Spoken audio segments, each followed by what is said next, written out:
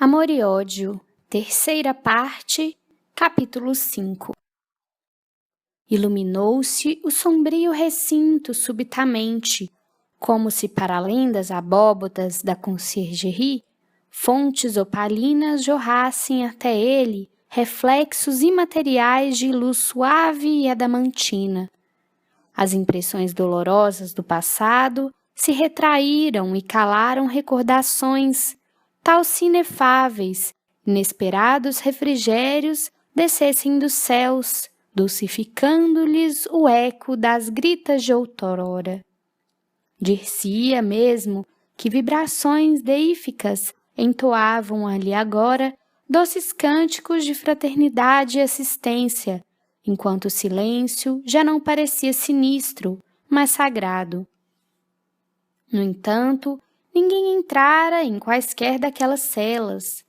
As portas aferrolhadas se mantinham severas e fiéis no dever de segregar seus cativos do convívio da sociedade. Mas ainda assim, aquela em que sofria o Marquês de Saint-Pierre inundava-se de claridades, como se alguém ali penetrasse sobraçando feixe de estrelas. E assim era com efeito. 2 varões imortais, habitantes das infindas plagas do mundo invisível, ali se achavam em piedosa visita ao suplicado.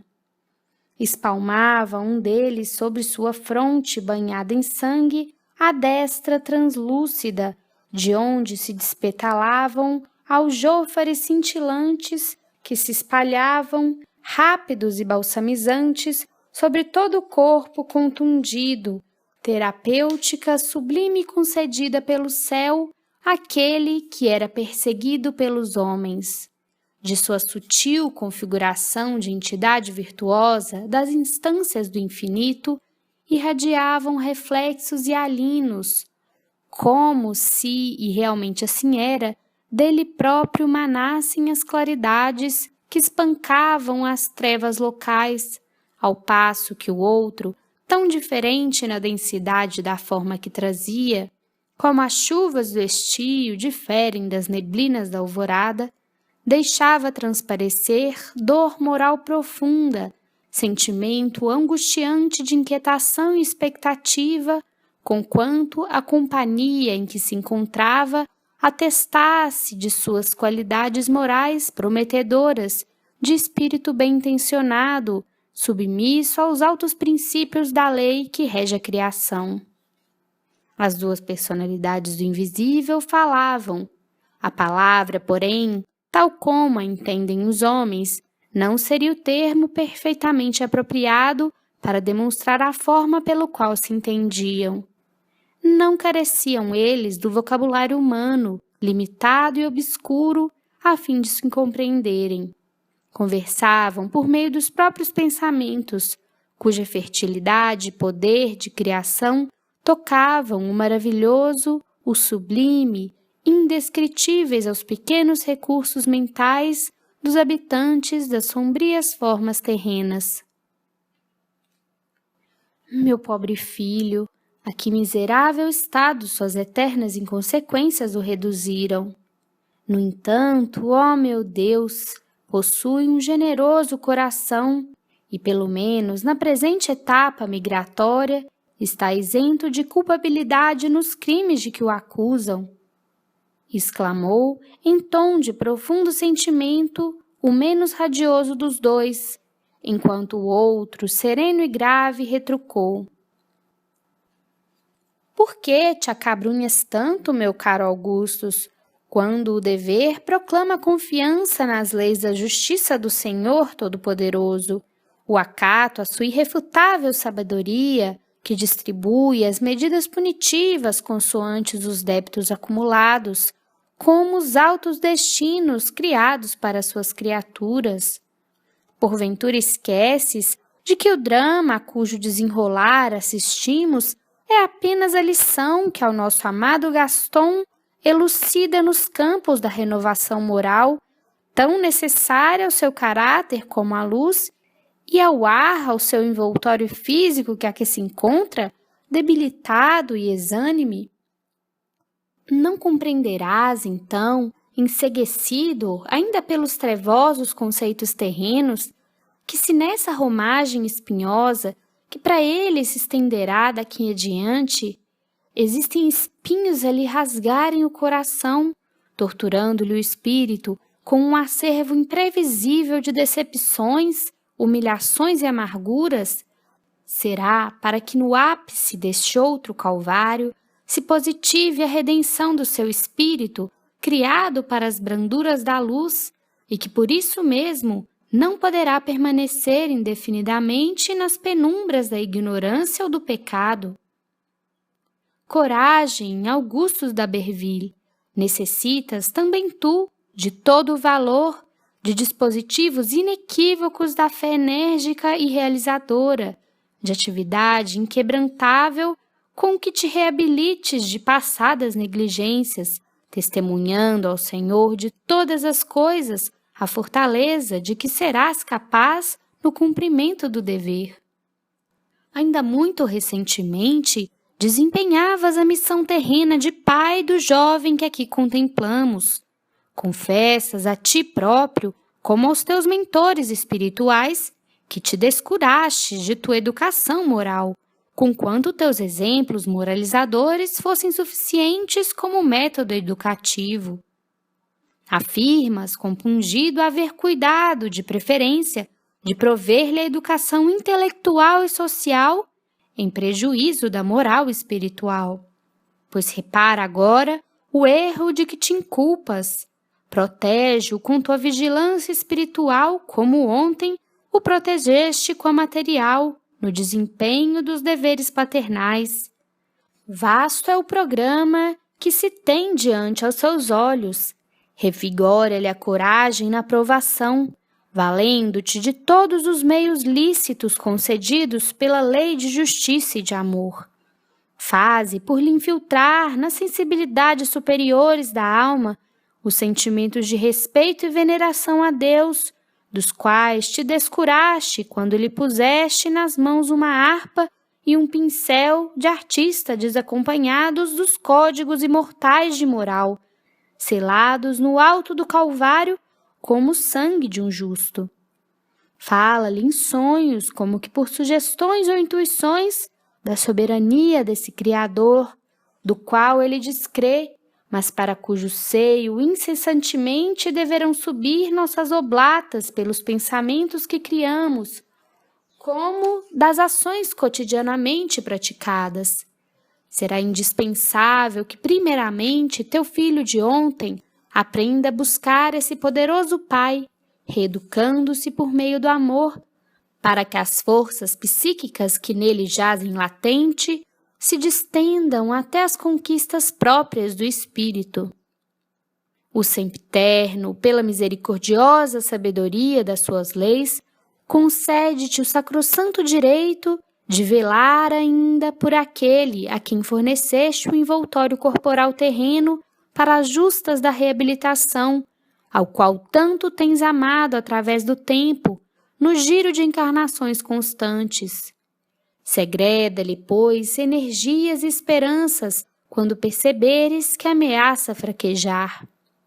Palmilha ao seu lado a ascensão que seu espírito elabora entre as ardências da expiação, fazendo sentir que tu existes para além dos limites do túmulo, que o amas ainda e sempre o compreendes intimamente, assim dulcificando o fel das amarguras que o dilaceram. E sê para ele, Augustus d'Aberville, em memória do Cristo do Senhor, como o anjo consolador do Getsemane. Vossas ponderações comovem-me e encorajam-me, venerável instrutor, e vô-las agradeço profundamente, a mim mesmo prometendo esforços a fim de corrigir o excesso das emoções. Sim, infelizmente, ainda não me pude conceder as tréguas para bem combater as funestas reminiscências da sociedade terrena e dominar em meu ser a percussiente mágoa de ver meu filho atado em tão deploráveis situações, conquanto entenda que é a justa da lei incorruptível que se impõe em seu destino em virtude dos delitos praticados num passado remoto de outra existência corporal. Ó, meu pobre e querido rapaz, vejo ainda pequenino e grácil em nossas antigas terras da Normandia, ensaiando as primeiras passadas, guiado por meus braços solícitos e meus olhos complacentes. Revejo-o na ternura da saudade de um período feliz, soletrando as primeiras lições sob meu cuidado enternecido, curvada a cabecinha gentil sobre a cartilha de leitura, aberta em cima de nossa mesa de trabalho. Tudo sacrifiquei em prol daquilo que supunha ser um dever e contribuiria para sua felicidade, até mesmo o repouso e a saúde, porquanto foi bem verdade que me extenuei fisicamente sob as lides campesinas. E agora, epilogando tantos labores e amorosas intenções que vejo, ó Senhor meu Deus, apenas um presídio, e nele encarcerado o meu filho bem-amado, desprezado como o último dos delinquentes. A entidade que assim se expressava deixou perpassar pelo ambiente a expressão pungente de um soluço. Chorava. Curvou-se, não obstante, sobre o corpo contundido que jazia sobre o pequeno colchão de palha, e cujo espírito ali mesmo se encontrava como atordoado em pesadelo, e beijou-lhe ternamente a fronte ferida. Tratava-se, como vimos, da forma espiritual daquele que na sociedade terrena fora o nobre Sr. Gaston Augustus d'Aberville, Marquês de Saint-Pierre, pai do jovem Gaston. Visitava o filho na prisão acompanhado de um obreiro da fraternidade, tutelar mais diretamente em contato com ambos e com aquele partilhava as amarguras de que o compreendia presa. No entanto, grave e prudente, o outro, a quem Augustus denominava instrutor, advertiu: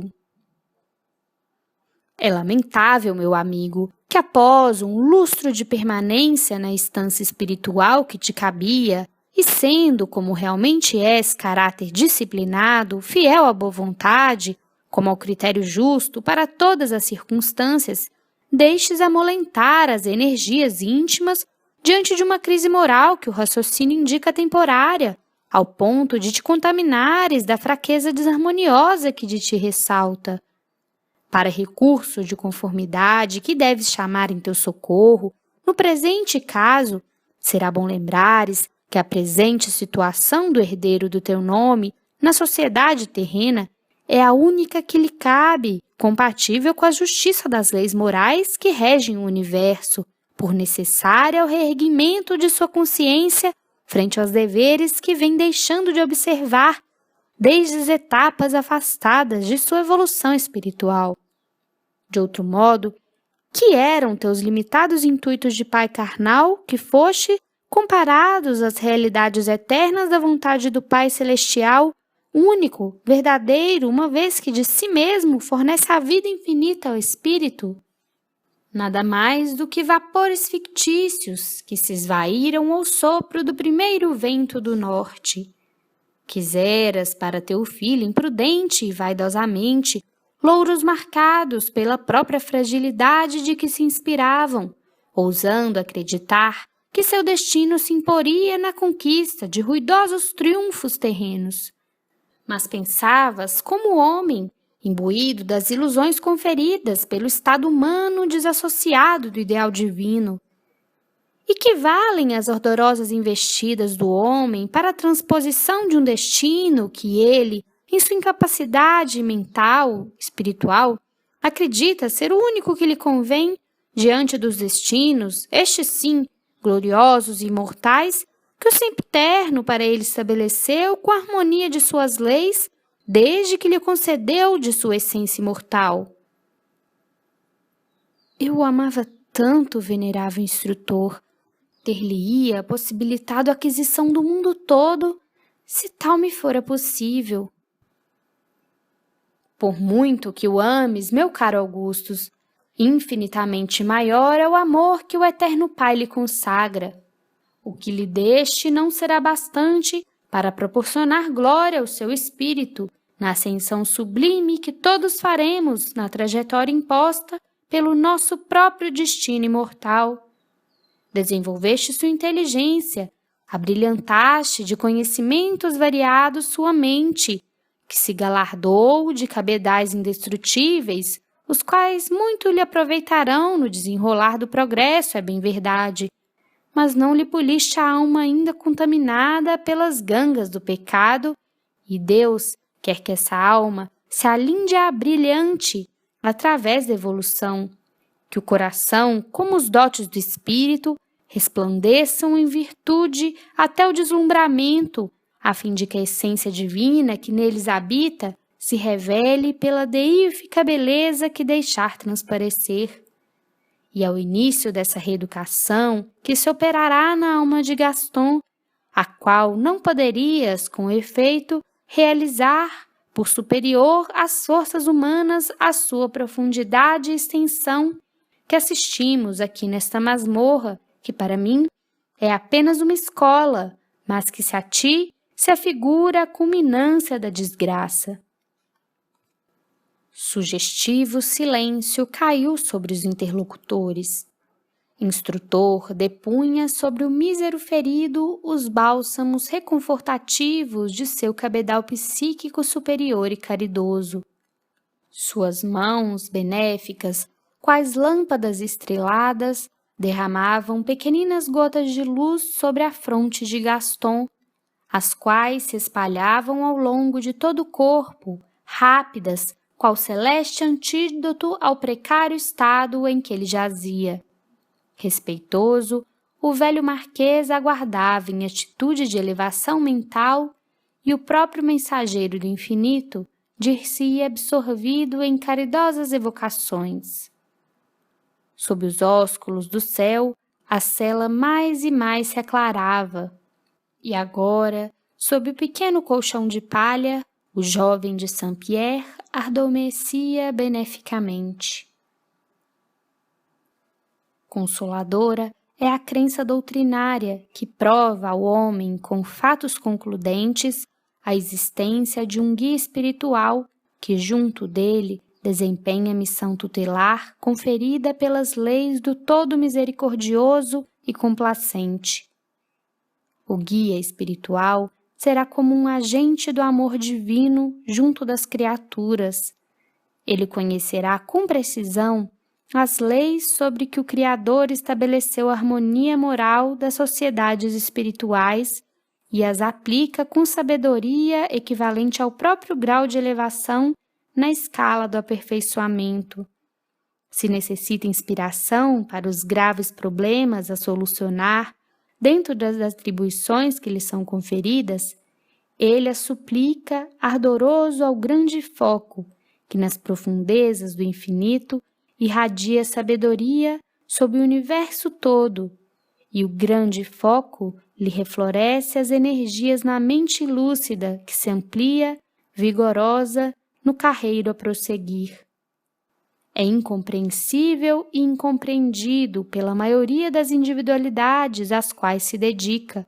Sua formosura integral, resplandecente de virtudes imortais, passaria despercebida aos olhos da vulgaridade se a esta fosse possível defrontá-lo.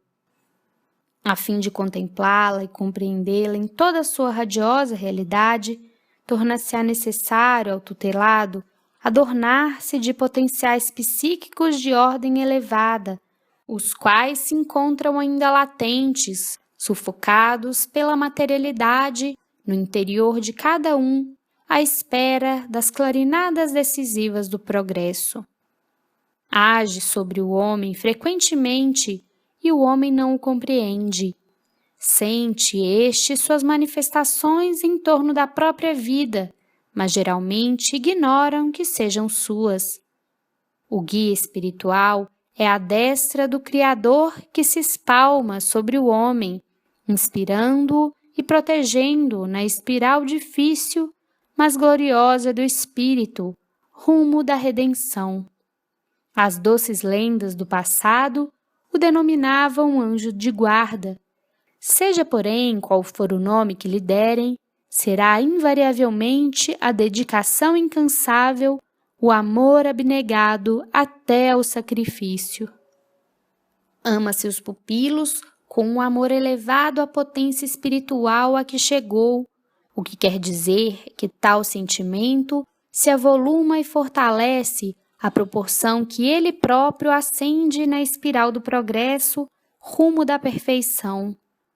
O homem desconhece essa modalidade do amor, a qual denominaremos divina, conquanto a terra já tivesse ocasião de contemplá-la em toda a sua gloriosa expressão. Lembrai-vos de Jesus, o Cristo do Senhor, amando a humanidade por ela incompreendido, mas ainda assim oferecendo sem sacrifício pelo grandioso ideal de atraí-la a si. Recordai os primitivos cristãos, enamorados da causa libertadora, aprendida com um mestre inesquecível, a tudo renunciando, a coisa alguma ambicionando, senão merecer, desenvolver e multiplicar a divina herança legada pelo Filho do Céu que conviveu entre eles. É com idêntico sentimento que cada um de nós tem a felicidade de ser bem-querido por seu guia espiritual.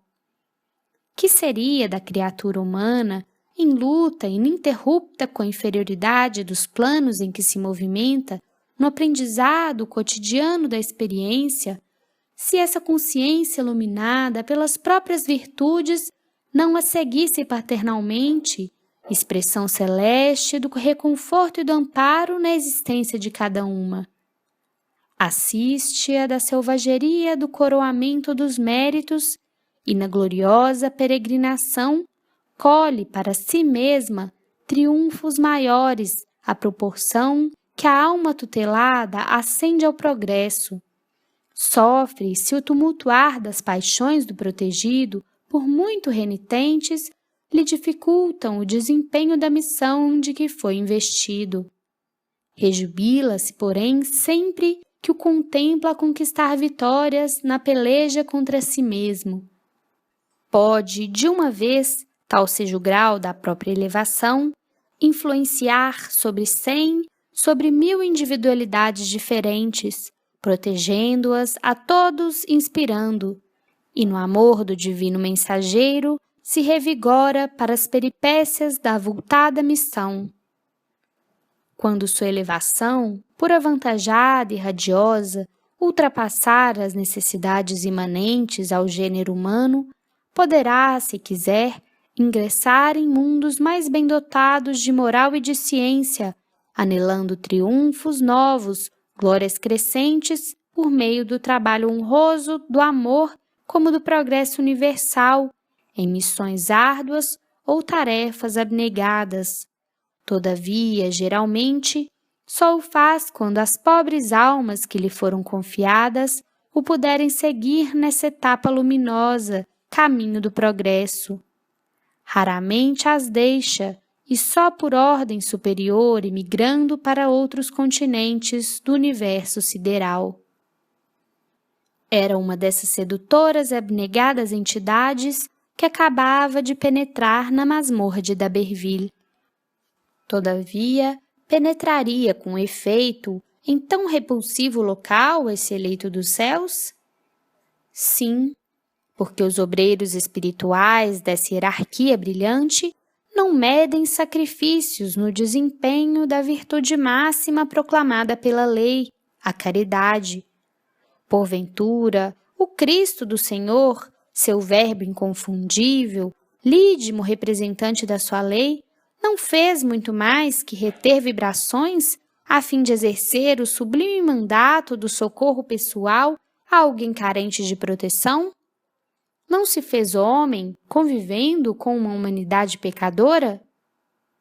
Irradiaria, porém, somente dos altos espaços até o grabato doloroso, pensamentos e vontade, tornando-se por isso mesmo presente e de sarte reconfortando o sofredor?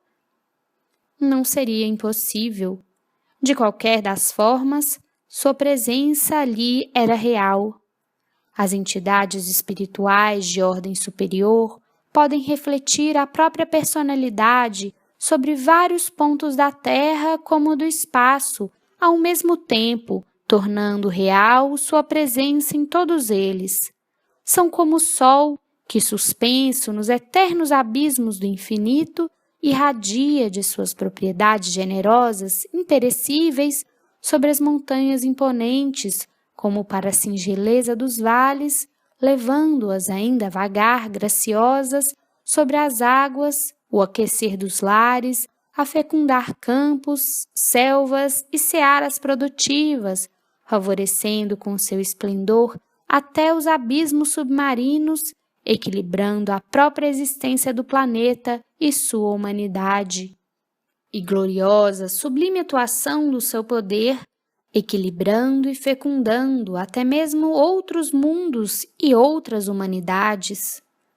Assim, os guias espirituais de elevada hierarquia podem reter as vibrações a fim de chegarem até a pobreza da nossa condição.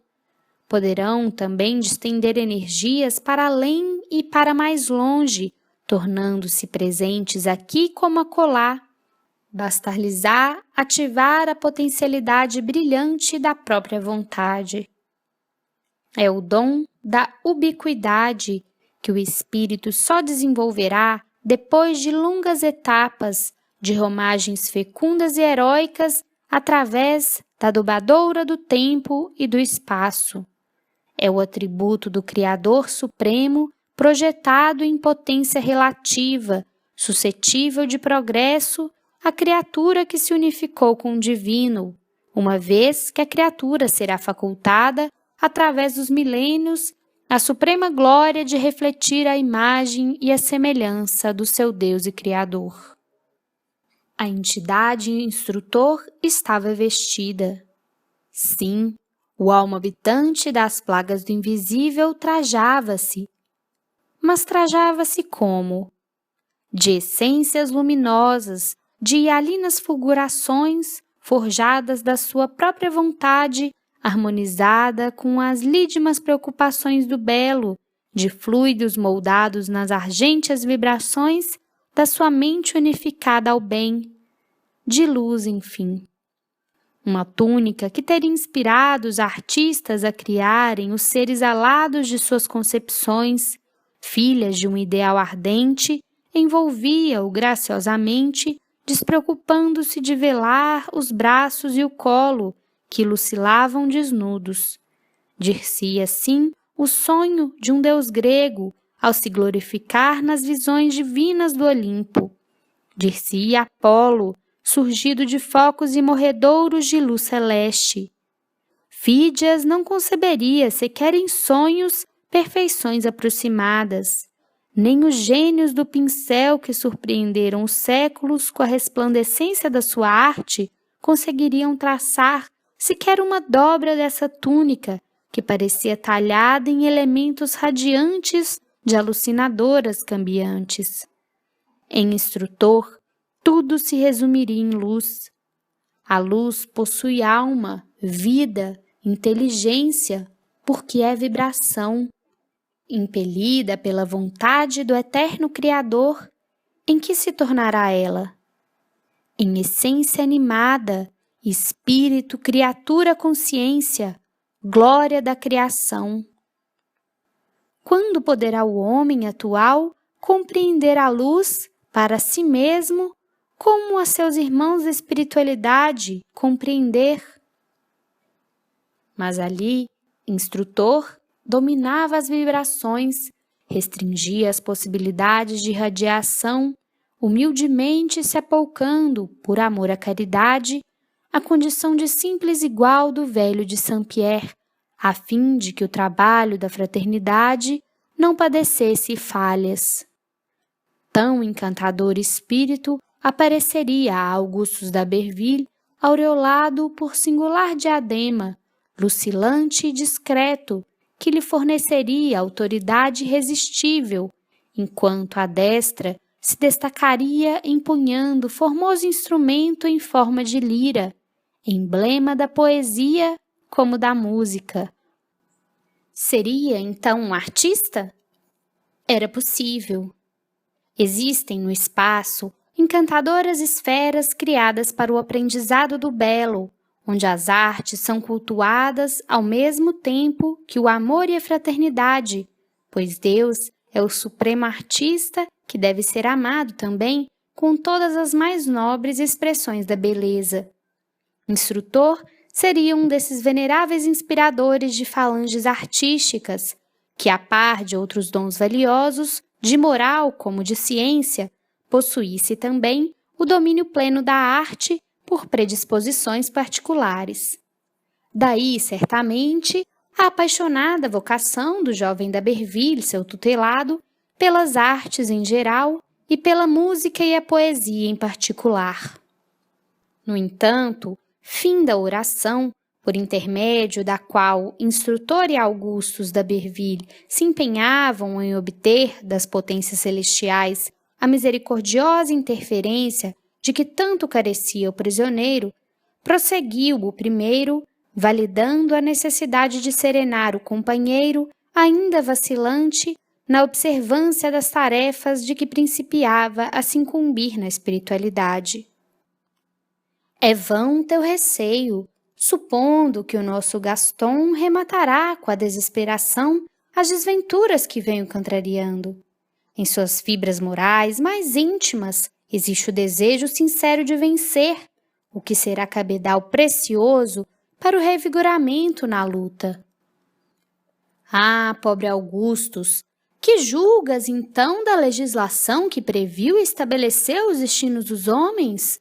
Porventura, ousaste julgar que o sempiterno exigisse de teus filhos imediatas reparações dos erros praticados, desatento à necessidade de estes se fortalecerem previamente, a fim de que continuadas derrocadas os não surpreendessem nas precipitosas jornadas da reparação, degenerando em círculo vicioso? Crês, talvez, que aquele que é o amor à bondade, a caridade e a justiça supremas, sobrecarregue de trabalhos expiatórios as frágeis possibilidades de quem ainda não esteja algo preparado para o grave, complexo certame de reabilitação, exigindo o máximo no decorrer de uma só tão curta existência terráquea? Enganas-te, Augustus.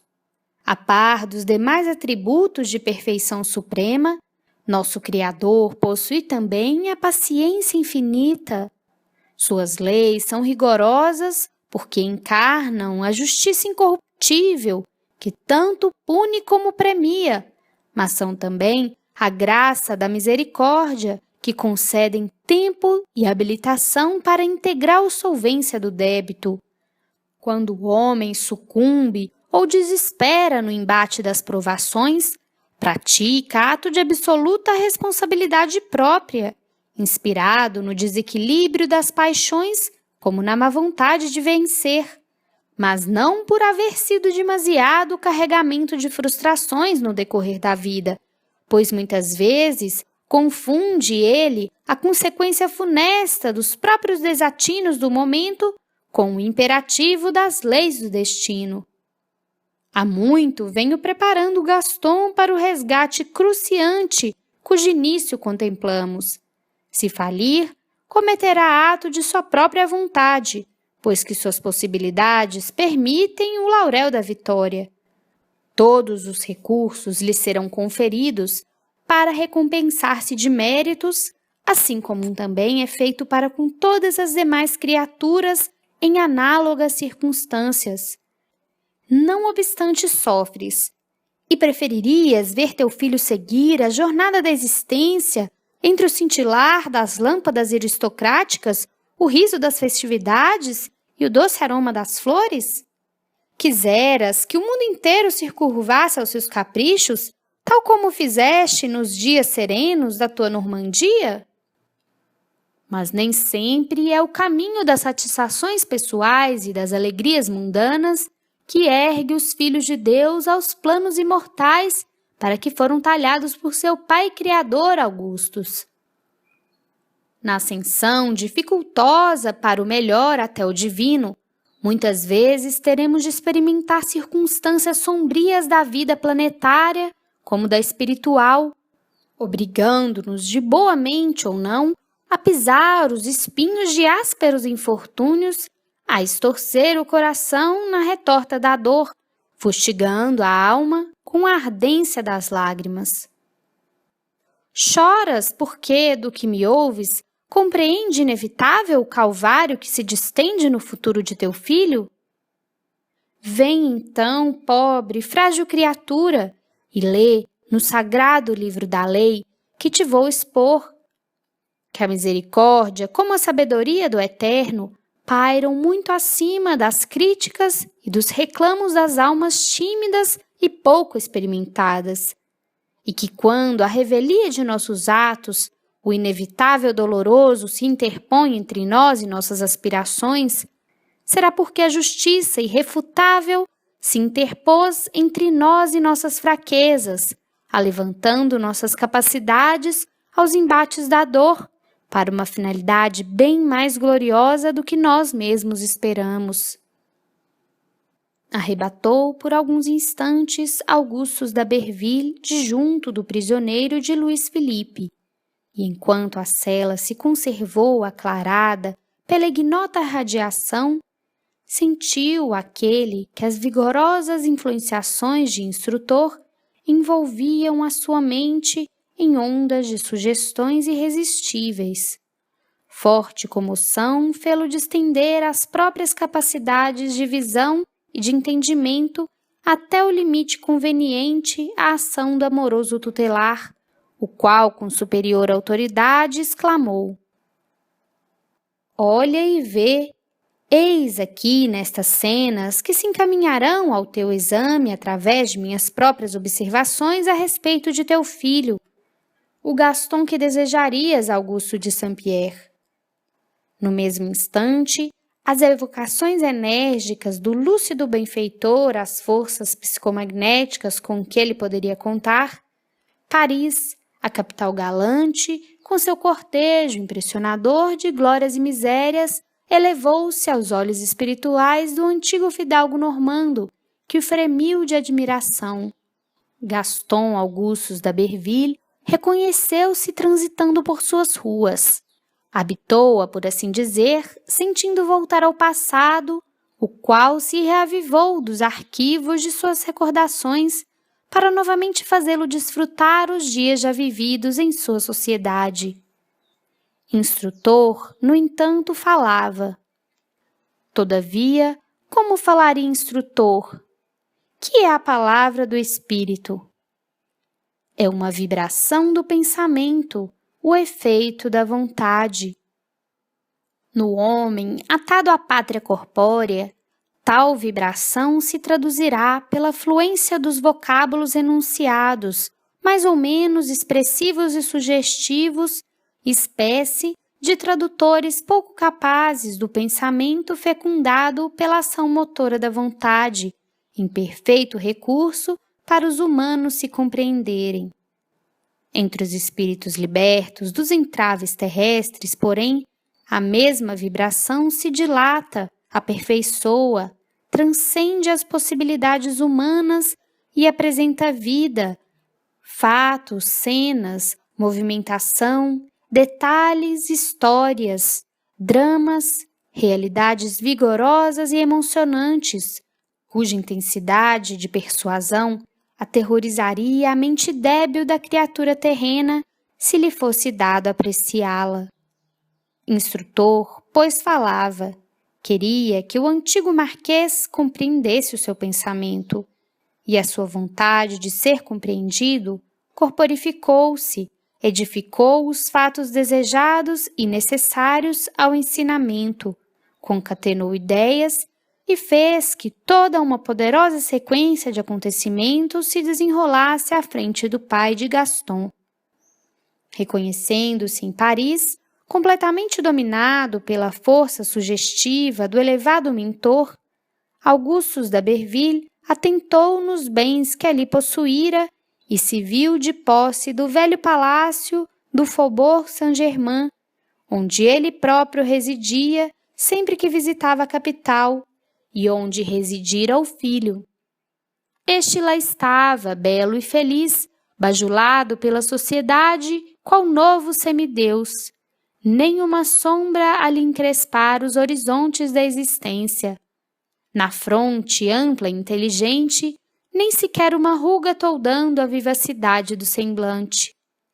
Fortemente interessado, o dedicado pai sentia-se feliz, vendo ditoso o filho, e esquecendo tudo, seguiu o fio dos acontecimentos em torno dele, tal se juntos convivessem diariamente durante muitos lustros. Observou, então bem próximo, a vida dissoluta que preferira levar seu Gaston, olvidando princípios de honradez, como a observância dos deveres, absolvido nos gozos sempre renovados pelas facilidades oriundas da fortuna. Mediu-lhe uma a uma as ações e as atitudes, sondou-lhe o coração e apenas se lhe depararam, contornando-o, as sombras ominosas do egoísmo, penetrou-lhe os pensamentos e se sentiu estarrecer ante os fantasmas depressores que testemunhou rondando-os. Afligiu-se então. Aos embalos da principesca vida que levava, Gaston se apresentava tal a encarnação autêntica do deboche, da imoralidade, da vileza dos costumes, de todas as torpes paixões que denigrem o coração como o caráter do homem. No entanto, também verificava que Gaston subia sempre em faces escalonadas das posições sociais, como no conceito do mundo. Mas de artista que fora, tornara-se devasso e incorrigível. De filho respeitoso e terno, olvidara a pobre mãe no recesso sombrio da remota Normandia. No auge da excitação, compreende então o antigo marquês que aquela criança loura e gentil a quem tanto amara, a quem pacientemente ensinara as matemáticas nos serões do velho solar provinciano, agora, corrompida e odiosa até o crime, não é mais do que repulsivo monstro moral, protegido pelas facilidades em que se movimentava. Mas não era só. Cumpria-lhe atingir o vértice da poderosa lição de instrutor, a sua inconformação com a trilha estatuída pela grande lei. Subitamente, os olhos atentos do antigo senhor de Saint-Pierre, abismo incendido, rasga-se aos pés do próprio filho, no qual se precipita, qual réprobo odiento, aquele a quem chamavam divino Apolo. E nas trevas desse abismo, onde todas as iniquidades por ele próprio praticadas se avolumam, investindo contra ele a fim de persegui-lo em ricochetes irremediáveis, para devidamente castigá-lo, eis que vê imprecar e blasfemar, chorar e ranger os dentes, malsinando o momento em que nascera, gemer e gargalhar colhido nas precipitosas redes dos atos praticados ao inverso do bem e da moral. E acolá, em encarnações pósteras, ei-lo a se arrastar leproso e miserável pelas mesmas avenidas da cidade em que resplandecera cortejado por ações e gozos vis. Ei-lo amesquinhado pelos efeitos das próprias causas forjadas na insanidade do pecado, dolorosa e irremediavelmente espiando o procedimento criminoso sob os fogos de resgates inapeláveis. Alucinado, Augustus de Saint-Pierre bradou angustiosamente, desfeito em lágrimas. Não, não, ó céus misericordiosos, poupai a meu desgraçado filho tão deplorável futuro. Instrutor, sereno, digno emissário da solicitude celeste, diz: sim, teu filho, sê-lo-ia após a existência de gozos e inconsequências que para ele desejarias, sem cogitares de compreender se encontra quite com a lei para que seus dias de existência possam flutuar entre rosas e aromas por sobre o oceano do aprendizado planetário. Sim, esse o irremediável futuro de Gaston em tormentosa existência carnal que se seguiria atual se os teus desejos de pai, que somente abrange o presente, fossem plenamente satisfeitos. O contrário, porém, dar-se-á, deixando seguir o curso natural dos fatos que no momento os cercam, pois que nada mais são estes do que as reparações e os testemunhos por ele conservados em débito para com a legislação suprema. Espalmou enérgico a destra sobre a fronte do protegido e continuou. Contempla agora o Gaston que eu desejo. Que importa a repulsiva masmorra se vem perto a redenção? Que importam ruína, desonra, desgostos, humilhações, se por meio das dores que causam ao coração da criatura, auxiliá-lo-ão a se afinar bem cedo com as sublimes concordâncias da lei do sempiterno. Observa a estrada que se delineia para o seu espírito, a par do negror expiatório do momento, que o faz sofrer sem esperanças nem consolações, quando sabemos que isento se acha das responsabilidades de que o inculpam. Repara que a cada nova escala desta via mortificante desabrocham nobres qualidades em seu caráter, predispondo-o ao triunfo de uma finalidade gloriosa, junto daquele que desceu das esferas divinas a fim de engrandecer, com seus ensinamentos, as ovelhas deprimidas pelas torrentes das paixões inferiores. E ouve, Augustus, que também a ele será dirigido o glorioso convite: vem, bendito de meu Pai. A aflita entidade, agora esclarecida, sentiu um deslumbramento. Lá estava Gaston, posto em vestiduras de brancura imaculada, reverente diante da cruz da redenção que o iluminava com o seu resplendor. Então, compreendendo a plenitude da lição edificante, deixou que as lágrimas balsamizassem as angústias penetrantes que lhe atingiam o coração e exclamou com humildade: que se cumpra, pois, a justiça da lei em benefício de meu pobre filho. Enquanto o esclarecido mentor finalizou atencioso: a Gaston, portanto, uma só trilha convém, a das lágrimas, um único recurso para libertar-se das cadeias que o atêm a um passado delituoso, sofrer, e uma só arma para defender-se na espinhosa jornada rumo da redenção espiritual, a resignação, a menos que, revoltando-se contra a lei suprema, para si mesmo, acumule desgraças mais profundas ainda, o que não será provável. No cárcere, Gaston despertava lentamente do longo desmaio. Instrutor confortara o solícito, atraindo-o através do espaço, a fim de lhe revigorar as forças anímicas para os testemunhos inapeláveis. Entorpecidos seus membros pela longa letargia, só dificultosamente recuperava os sentidos corporais. Todavia, pôde distinguir ainda a seu lado 2 vultos que o amparavam, ao passo que prateada claridade dir-se ofuscar-lhe as pupilas através das pálpebras. Vê seu pai debruçado sobre seu corpo imóvel, sente que é osculado na fronte por aquele amado ser e ouve já desperto: coragem, meu filho, estarei contigo. Nas barras do horizonte, para além daquelas muralhas sinistras, se debuxavam os primeiros raios da alvorada, bênção divina sobre as lides obrigatórias da humanidade.